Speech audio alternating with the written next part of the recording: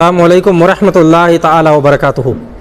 मोहतरम नाज़रीन, सबसे पहले आप तमामी हज़रात इस वीडियो को मुलाहिज़ा फरमाएँ।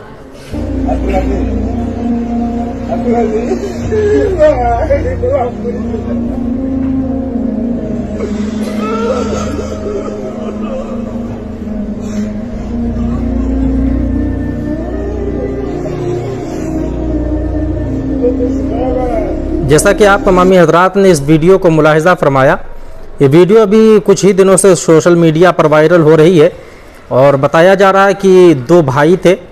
अब इसमें से कौन बड़ा है कौन छोटा है, लेकिन बाप की जो विरासत होती है उस विरासत को एक भाई ने अपने भाई का हक मारा, यानी ज़मीन जायदाद उसका हड़प लिया, उसके हक को खा गया, नाजायज़ कब्ज़े कर लिए। जब भाई के इंतकाल का वक्त आया तो अब ये जनाब माफ़ी मांगने के लिए अपने भाई के पास पहुँचे।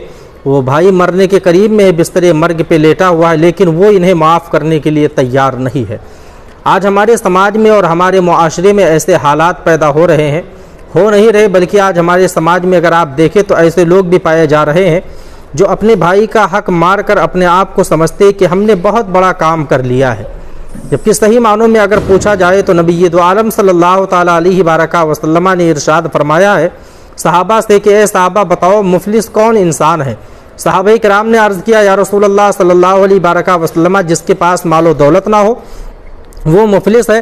तो मेरे आका अलैहिस्सलातु वस्सलाम इरशाद फरमाते नहीं सहाबा, वो मुफलिस इंसान नहीं है, बल्कि मुफलिस इंसान तो वो है कि क़यामत के दिन एक बंदा लाया जाएगा इस हाल में कि उसके ज़िम्मे लोगों के हक होंगे, यानी उसने किसी को दुनिया में गाली दी होगी, दुनिया में उसने किसी को सताया होगा, उसने किसी का माल हड़प किया होगा, किसी का हक उसने दबाया होगा। तो वो इंसान क़यामत के दिन अल्लाह की बारगाह में लाया जाएगा। अल्लाह तबारका व तआला उस बंदे की जितनी नेकियां हैं, मकबूल नेकियां, यानी अल्लाह तबारका व तआला की बारगाह में जो नेकियां कबूल हो चुकी है वो सारी की सारी नेकियां उठा करके उस बंदे को दे देगा जिस बंदे का हक इस बंदे के ऊपर बाकी था।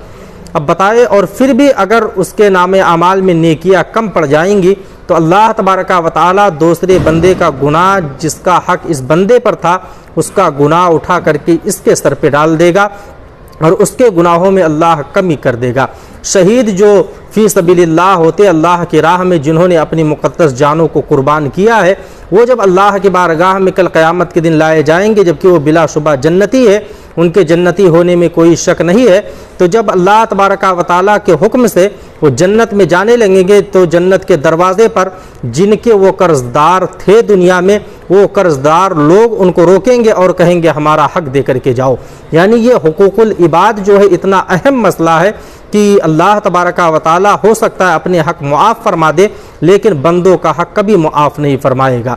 तो जब शहीद को रोकेंगे कि हमारा हक दे करके जाओ, हमारा कर्ज़ा दे करके जाओ, अल्लाह तबारका व तआला अपनी अता से शहीद की जानिब से उस बंदे को अज्र के बदले में सवाब की सूरत में उसे बदला अता फरमाएगा। तो हुकूकुल इबाद इतना अहम मसला है कि लोग समझते हैं हमने किसी के माल को हड़प लिया, हमने किसी के ज़मीन पे नाजायज़ कब्ज़े कर लिए तो ये माफ़ हो जाएगा। लेकिन याद रखो दुनिया में आपको सदा नहीं रहना, एक दिन इस दुनिया को छोड़कर आपको कब्र में ज़रूर तशरीफ़ ले जाना है और कब्र के बाद में आपको हश्र के दिन अल्लाह तबारका व तआला की बारगाह में लाया जाएगा और अल्लाह तबारका व तआला एक एक ज़र्रे का एक एक लम्हे का हिसाब लेगा और आपको हिसाब देना पड़ेगा।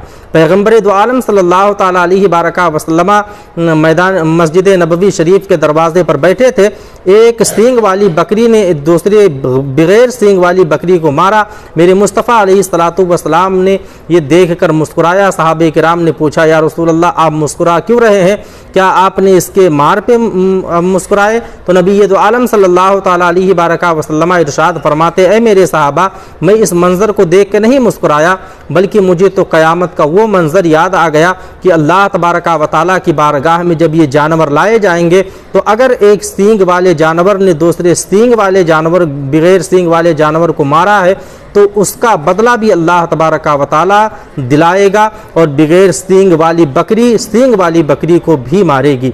यानी हर एक ज़र्रे का हिसाब अल्लाह तबारका व तआला क़यामत के दिन लेगा। तो ये आम लोगों के हक़ की बात है। और जो अपने भाई की जायदाद को हड़प जाए, जो बाप की विरासत में मिली उस जायदाद को हड़प जाए, और फिर कहे कि हम बख्श दिए जाएंगे, तो अल्लाह तबारका व तआला सारे गुनाहों को माफ़ फरमा देगा, लेकिन हुकूकुल इबाद कभी नहीं माफ़ फरमाएगा। तो दुनिया में आपको सदा नहीं रहना, एक दिन इस दुनिया को छोड़ के आपको कब्र में जाना है। यहाँ 40 साल 50 साल आप रह लेंगे, लेकिन उस हड़पे हुए माल को आप कब्र में नहीं ले जा सकते, वो यही रह जाएगा। लेकिन इसका हिसाब आपको कल क़यामत के दिन अल्लाह की बारगाह में देना ज़रूर पड़ेगा। इसलिए अपने समाज से इन बुराइयों को दूर करें और अपने आप को जहाँ तक हो सके हुकूकुल इबाद के गस्ब करने से अपने आप को बचाए, अपने बच्चों को वसीयत करें।